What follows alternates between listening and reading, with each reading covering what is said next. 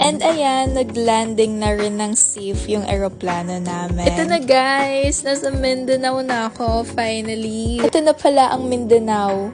Masarap ang hangin, puno ng puno, puno ng dagat, at puno ng pangarap. Medyo mainit yung mga panahon na yan at terek na terek ang araw. And we are now here at Dipolog Airport and ayan ang babae, kita mo naman ano na nangyari. After nun, sinundo na nga rin pala kami and on the way na rin kami sa pupuntahan naming resort. Nasa 15 minutes din yung drive papunta doon. And ayan, nag-e-enjoy kami sa view dito kahit nasa loob ng car. Finally, nandito na rin kami sa Dakak Resort and Beach. Kumbaga, Graisby yung entrance here eh. And ayan, ito yung view. Sobrang ganda talaga. As in, like, may wow factor eh. Kumbaga, nauna na siyang magbakasyon kahit hindi pa tapos ang school eh. So, ito na nga guys, paakyat nga pala yung mga daan dito. So, this is what our room looks like.